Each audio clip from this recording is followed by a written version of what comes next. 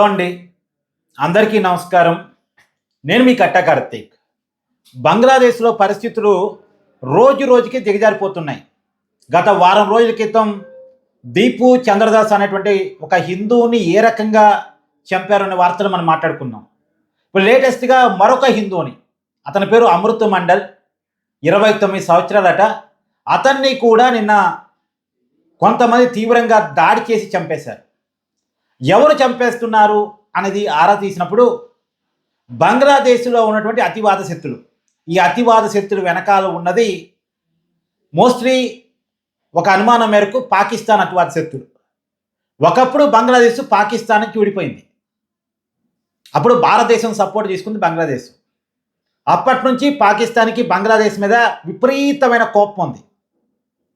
ఈ మధ్యకాలంలో గత సంవత్సరం కాలంగా బంగ్లాదేశ్లో అసహనం రాజ్యమేలుతూ ఉంది. దానికి కారణం అక్కడ ఉన్నటువంటి పరిస్థితులు కావచ్చు. దాన్ని ఆసరాగా తీసుకొని పాకిస్తాన్ తన తీవ్ర శక్తుల్ని బంగ్లాదేశ్లోకి పంపించేసి అక్కడ యువతలో ఉన్నటువంటి అసహనాన్ని ఎన్క్యాచ్ చేసుకొని మన మీద విద్వేషాన్ని వెలగక్కుతూ వాళ్ళ దేశంలో జరుగుతున్న ప్రతి పరిణామానికి మనం కారణం అనేటువంటి విషయాన్ని నూరిపోస్తూ భారతీయుల మీద, ప్రధానంగా హిందువుల మీద దాడులు పెంచుతూ ఉన్నారు. అక్కడ యూనస్ గవర్నమెంట్ కూడా తన పదవిని కాపాడుకోవడం కోసం, అక్కడ ఉన్నది కేవలం తాత్కాలిక ప్రభుత్వం, జనవరిలో ఎన్నికలకి ఏర్పాటు జరుగుతున్నాయి, ఫిబ్రవరి లోపు ఎన్నికలు జరగాలి. కానీ ఆ ఎన్నికలు ఆపాలి, తన పదవిని కాపాడుకోవాలి అని చెప్పేసి పాకిస్తాన్ అతివాద శక్తులతో చేతులు కలిపి అక్కడ ఉన్నటువంటి తాత్కాలిక మహమ్మద్ యూనస్ గవర్నమెంట్ కూడా పాకిస్తాన్, బంగ్లాదేశ్లో ఉన్నటువంటి అతివాద శక్తులకు సహకరిస్తున్నాయా అనేటువంటి ఒక అనుమానం కలుగుతూ ఉంది. ఇక్కడ అసలు ఇష్యూ స్టార్ట్ అయింది ఎక్కడ? ఇంక్విలాబ్ మంచు అనేటువంటి దానికి సంబంధించిన కన్వీనర్ ఉస్మాన్ షరీఫ్ చనిపోయినప్పుడు ఇష్యూ స్టార్ట్ అయింది.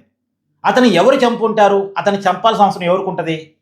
అతను ఎన్నికల్లో ఇండిపెండెంట్గా పోటీ చేస్తున్నాడు. అతను పోటీ చేయకూడదని కోరుకునే వాళ్ళకు ఉంటుంది. నిజానికి అతను రాజకీయ పార్టీగా మారదాం అనుకున్నాడు. ఇంక్విలాబ్ మంచును రాజకీయ పార్టీగా మారుద్దాం అనుకున్నాడు. ఆ ఇంక్విలాబ్ మంచు అనేటువంటి ఆర్గనైజేషను షేక్ హసీనా ప్రభుత్వానికి వ్యతిరేకంగా జూలైలో, ఆగస్టులో జరిగినటువంటి బంగ్లాదేశ్లో జరిగినటువంటి ఆ ఉద్యమంలో కీలక పాత్ర వహించినటువంటి ఆర్గనైజేషన్ ఇప్పుడు ఎన్నికల్లో పోటీ చేద్దాం అనుకున్నాడు. కానీ దానికి రాజకీయ పార్టీ గుర్తింపు ఇవ్వలేదు అక్కడ ఉన్న తాత్కాలిక ప్రభుత్వం. అతను ఇండిపెండెంట్గా పోటీ చేస్తున్నాడు. కాబట్టి అతన్ని అడ్డుకునే దానికోసం చంపేసి ఉంటారు అన్నది. అంటే అంత చంపే అవసరం భారతీయుడికి లేదుగా, భారతదేశానికి లేదుగా.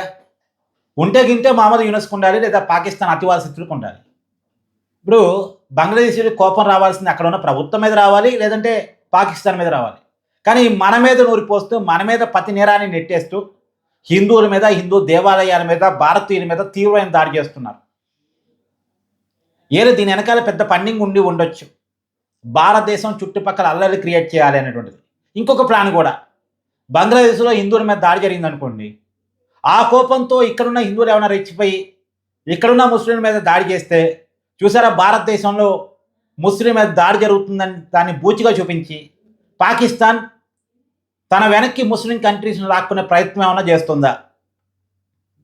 బంగ్లాదేశ్లో హిందువుల మీద దాడి జరిగిందనుకోండి, ఆ రియాక్షన్ భారతదేశంలో వచ్చిందనుకోండి, ఆ రియాక్షన్ని చూపించి పాకిస్తాన్ తనకి ఇతర ముస్లిం కంట్రీస్ నుంచి సానుభూతిని తీసుకునేటువంటి ప్రయత్నం చేసి మన మీద ఏమన్నా విద్వేషాన్ని వెలగక్కడానికి ప్రయత్నం చేస్తుందా? మామూలుగా ఇప్పటివరకు చాలా ముస్లిం కంట్రీస్ పాకిస్తాన్ని నమ్మవు. సౌదీ కావచ్చు, తర్వాత దుబాయ్ కావచ్చు, ఇవన్నీ కూడా పాకిస్తాన్ని నమ్మవు, మన్ని నమ్ముతాయి. వాళ్ళ ఇస్లామిక్ కంట్రీస్ అయినప్పటికీ కూడా పాకిస్తాన్ని నమ్మవు. పాకిస్తాన్ అది ఒక దేశంగా కాదు, ఒక ఉగ్రవాద స్థావరంగా ప్రపంచం అంతా భావిస్తూ ఉంటుంది. ప్రపంచంలో చాలా దేశాలు భావిస్తూ ఉంటాయి. కాబట్టి మన మీద కోపంతో రగిలిపోతున్న పాకిస్తాను, దాని వెనకాల ఉన్న చైనాను, లేదా అమెరికా లాంటి ట్రంప్ లాంటి వ్యక్తితో ఎవరైనా కావాలని భారతదేశం మీద కోపంతో బంగ్లాదేశ్లో ఉన్నటువంటి అల్లరిని ఎగదోస్తున్నారా మన మీదకి, మైండ్ గేమ్ ఆడే ప్రయత్నం చేస్తున్నారా అనేటువంటి అనుమానాలు ఉన్నాయి. ఏది ఏమైనా అక్కడ మైనార్టీలుగా ఉన్న హిందువుల మీద దాడులు జరగటం మాత్రం ఒక దురదృష్టకరం. సంబంధం లేని వ్యక్తుల మీద, అక్కడ ఇష్యూ ఏమో అక్కడ ప్రభుత్వానికి, అక్కడ ప్రజలకి మధ్య, అక్కడ ఉన్న రాజకీయ వ్యవస్థల మధ్య, రాజకీయ పార్టీల మధ్య, రాజకీయ వ్యక్తుల మధ్య అక్కడ జరుగుతుంది పూర్తిగా రాజకీయ అస్థిరత పోరాటం. కానీ మన మీద దాడులు చేయటం, హిందువుల మీద దాడులు చేయటం ఒక దారుణం. చివరికి మీడియా మీద కూడా దాడులు జరుగుతున్నాయి. వాస్తవంగా చూపించే ప్రయత్నం చేస్తారని కారణం చేతనో ఏమో కానీ అక్కడ మీడియా మీద కూడా తీవ్రమైన దాడులు జరుగుతుంది. బంగ్లాదేశ్ మీడియా మీద కూడా దాడులు చేస్తున్నారు. అంటే పిచ్చోడి చేతిలో రాయి ఉంటే ఎవడి మీదకి ఎందుకు ఇసిరేస్తున్నాడో కూడా తెలియదు కదా.